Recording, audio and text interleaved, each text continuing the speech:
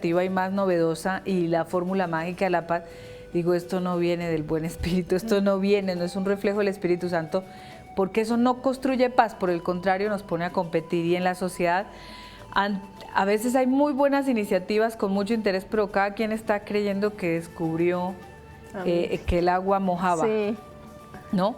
Y lamentablemente hasta en nombre de la paz empezamos a conflictuar con otros. No, a lo que yo me refiero con esto es que hay que abrir el espacio para que el Espíritu Santo actúe. Y al dejarle eso, fundamentalmente la manera de hacer presente el Espíritu es en la comunión entre nosotros y en la capacidad de hacer dialogante nuestra propuesta con el otro y con otras iniciativas. Ese es un desafío muy grande en la paz. Sí. Porque empezamos a competir con otros actores. Entonces las instituciones empezamos, quién tiene la mejor receta, el otro quién. Además, si de por medio está la búsqueda de recursos para las instituciones, entonces ese es un tema que nos hace la vida muy difícil y que realmente es muy complicado. Entonces creo que ahí hay un signo interesante para los cristianos y es decir, pues ahí es que dejar que el Espíritu actúe y hay que creer en la posibilidad. Uno se encuentra un sinnúmero de iniciativas, experiencias que yo podría aquí darles muchísimas, pero así se me hace como cosas muy concretas, acompañando una experiencia de paz en Centroamérica, en Honduras y El Salvador, para enfrentar este fenómeno de las maras, de la violencia entre los jóvenes por el tema de las pandillas y las maras. Hay una red que se fue generando allí entre jóvenes católicos con la pastoral juvenil que se llama Artesanos de la Paz, creo que se llama. Y un escenario lindo que me parece que es una cosa interesantísima es como ellos fueron decidiendo quitarle el espacio público que fue cooptando la violencia a través de murales. Muchas maras marcan su territorio y eso genera mucho miedo. Entonces, para una persona que logra saber que un territorio marcado con cierto número, ese es el nombre de la mara, y que ahí meterse es como exponerse a morirse. Entonces la forma de sembrar el terror era cooptando el espacio público para la violencia, y estos jóvenes con una valentía se metieron a esos territorios y empezaron de la noche a la mañana a aparecer unos grandes murales en el nombre de la paz, a favor de la paz. Esa creatividad, sí, que uno no se explica como a quién se le ocurrió que eso podría ser. Sin embargo, todas las implicaciones, cuando uno ya se detiene a analizar todo lo que está en el gesto de pintar unas paredes, pareciera no haber mucha inventiva, pero ahí hay una recuperación del territorio para la paz. Del espacio. La iniciativa de, por ejemplo, esos territorios donde, aquí nomás en el estado de Guerrero, esos territorios que han sido cooptados por la violencia, donde la gente dejó de salir al espacio público por el miedo, porque el terror los domina. Una inventiva de la paz es recuperemos nuestro espacio, salgamos en bicicletas, en patines o así en tenis a simplemente recorrer nuestros espacios públicos y recuperemos el territorio. Eso es el dejar actuar esta creatividad, y creo que ahí es importante. La paz nos exige mucha creatividad, y si nosotros confiamos en esa presencia en el Espíritu y somos capaces de dialogar con otros con humildad, ¿sí? El saber nos hace soberbios, la sabiduría es humilde. Y cuando actuamos en sabiduría realmente somos capaces de entender que necesitamos del otro, y cuando sumamos una iniciativa con la del otro, eso permite la presencia del Espíritu. Y el cuarto principio es tener voluntad de arriesgar. Desde el miedo muy difícilmente podemos actuar, ¿sí? Por el contrario, el miedo es de lo que se alimenta la violencia. El miedo necesita la violencia, necesita someter a las comunidades bajo el terror. La violencia necesita voluntad de arriesgar. Y yo lo pongo en estos términos, es que generalmente cuando uno ve, por ejemplo, cuando dos animales van a pelearse, cuando vemos dos perros en la calle que se van a pelear, hay actitudes que reflejan el miedo, y que eso se traduce en un fenómeno físico, es decir, botamos adrenalina. La percepción de la adrenalina en el otro es lo que hace que el perro se ponga a la defensiva, porque sabe que del miedo a la agresión hay muy poco. Entonces el otro animal por instinto está en pie de lucha, se pone a la defensiva, entonces se pone tan tensa la situación que se erizan, es muy evidente y uno ya puede ver que estos dos animales se van a agarrar a pelear. Sí.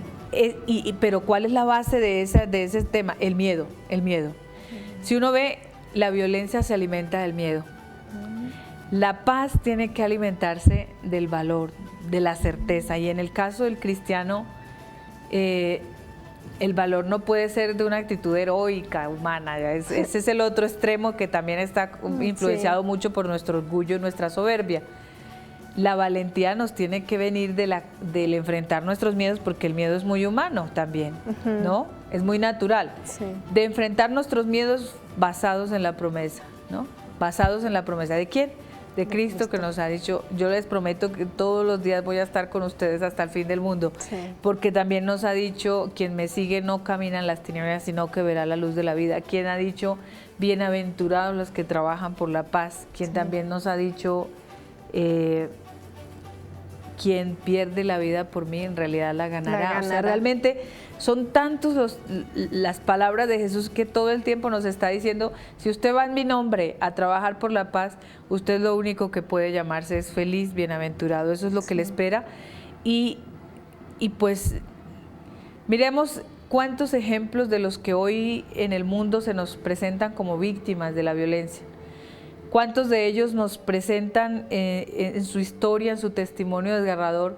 Yo no me metía con nadie, yo nunca tuve relaciones con el narcotráfico, yo a nadie le hacía daño, ¿por qué me pasó esto a mí? Y uno le queda esa pregunta: ¿por qué la gente que no ha hecho daño le pasan estas cosas? Recibe. Yo invierto un poco esa pregunta. Si no meterse y no ser parte de la violencia no nos garantiza ser inmunes a ella, entonces ¿qué más da? ¿Qué más da? Lo mejor es involucrarse, claro. Y eso es lo que nos da la voluntad de arriesgar. No significa que somos superhéroes, que al contrario, los constructores de paz tenemos, uno, fama de ingenuos, somos acusados de ingenuos generalmente en la sociedad.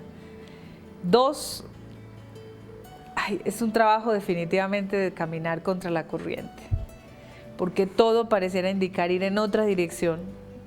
Y el constructor de paz tiene que saber que va solamente con los ojos puestos en la esperanza de la paz, en el príncipe de la paz, que es Jesús, sí.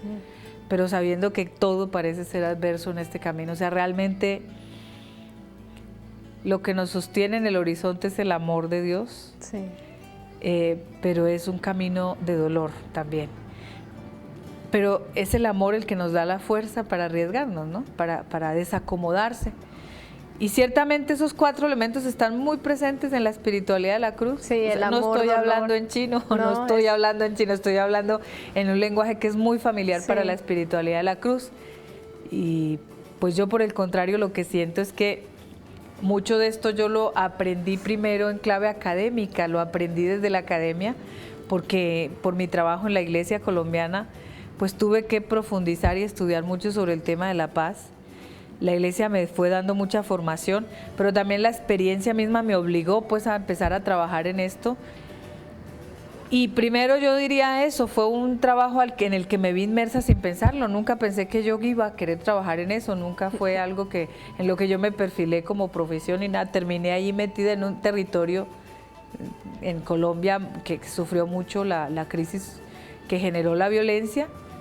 Después, en el trabajo de iglesia, pues tuve que enriquecerme, estudiarla y empezar a trabajar como en un programa de construcción de paz.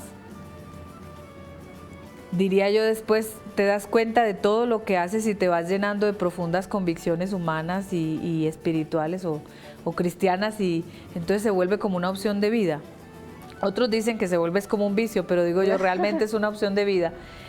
Y con el encuentro con la espiritualidad de la cruz en mi vida, que fue por los años más o menos 2005, 2006,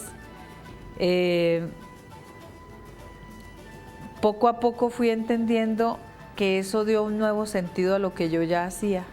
Ya lo habías aprendido, pero la espiritualidad de la cruz te dio otro enfoque, ¿no? Dotó de sentido. Y te lanzó. Yo siento que hoy en día no es ni siquiera, no es un empleo como lo fue en algún momento, sí. no es una convicción humana, no es una opción de vida humana, hoy es mi vocación.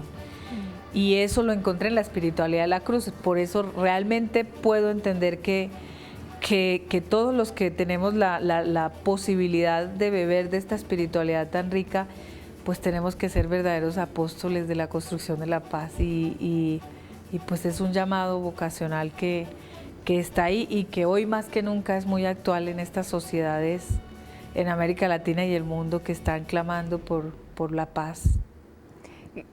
Rosa Inés, ¿qué invitación, qué llamado nos dejas a la espiritualidad de la cruz y en general a todos los cristianos a lanzarnos, a atrevernos? ¿Qué invitación desde la espiritualidad de la cruz nos lanza a generar paz? Pues mira, la mejor invitación es la que todo el tiempo nos traducen con sus propias vidas, ni siquiera entre todos los escritos que hay de Conchita o los escritos que haya del Padre Félix, sino veamos en sus vidas. Con sus vidas nos están realmente testimoniando eso que he presentado yo aquí como los 4 principios básicos. Arriesgaron. Sí. Fueron muy creativos. Bastante. Innovadores. Una mujer como Concepción Cabrera de Armida, para ese momento de la historia, que esta mujer venga a hacer lo que hizo, sí, pues es definitivamente eso, sí, como se lanzó a hacer cosas que no eran como las asimiladas por ese momento de la historia. Sí, por una mamá, ¿verdad? Por una familia. Es una mujer que rompe esquemas y eso solo es posible cuando se actúa con el espíritu como aliado. Y pues, ¿qué puedo decir yo? Realmente tener la posibilidad de caminar en compañía de estas 2 personas concretas con unos testimonios de vida y dejarse enriquecer por esta espiritualidad a partir de esos 2 ejemplos de vida, pues no nos podemos permitir, nadie dentro de la espiritualidad de la cruz, pensar que esto es algo ajeno a nosotros. Realmente hay que dejarse interpelar, hay que desacomodarse, pero hay que lanzarse ya, urgentemente. Cada seguidor, cada participante de la espiritualidad de la cruz debe ponerse ya en camino y empezar a ser un verdadero constructor de la paz. Sí, del Padre Félix decían que 100 hombres como él incendiaban el mundo, entonces la espiritualidad de la cruz está llamada a incendiar el mundo en esto, ¿verdad? En la construcción de paz. ¿Qué ejemplos o qué nos dirías a los que te están ahorita escuchando y te están escuchando de diferentes partes de la República y también estoy seguro que en Colombia? ¿Qué nos dirías? ¿Qué tarea nos dejarías así para...? Pues bueno, a veces sentimos que con tanto dolor en la humanidad es difícil construir. La cruz, cuando nos venga esa tentación de la desesperanza, veamos la cruz. Que la cruz para nosotros no es un signo de muerte, es un signo de vida, es un signo de reconciliación. Veamos la cruz y acordémonos que la muerte no tiene la última palabra. Acordémonos que estamos al servicio de la vida y que la vida nos convoca, que la vida es capaz de abrirse paso en medio del desastre, de la muerte. Y eso es lo que tiene que darnos el fuego en el corazón, la palabra en los labios y profecía en nuestra mirada para ser capaces de inventar cosas nuevas que nos permitan alcanzar la paz que todos anhelamos. Muchas gracias por este compartir, por invitarnos a tener la voluntad de arriesgarnos, como dice el Papa Francisco, ¿verdad? Que salgamos de nuestras comodidades, a los párrocos, ¿verdad? Los invita a salir a las periferias, no quedarse en las parroquias. También a los laicos, no quedarnos en nuestro lugar de confort, sino también salir al encuentro del hermano y tratar de ver en él el Cristo y la dignidad humana y construir con ellos y nosotros la paz. Pues los invitamos a ustedes a que sigan en su canal de María Visión. Agradecemos sus oraciones y todos los donativos que hacen posible que este canal siga transmitiendo tantos conocimientos como en esta ocasión Rosa Inés Floriano nos visita aquí en México. Ella vive en Colombia y ha venido aquí a transmitirnos pues un poco y mucho de la paz, ¿verdad? A seguir este camino de ser constructores de paz. Pues ánimo firme, familia de la Cruz, a seguir construyendo la paz. Muchas gracias. Jesús, Salvador de los hombres, sálvalos, sálvalos.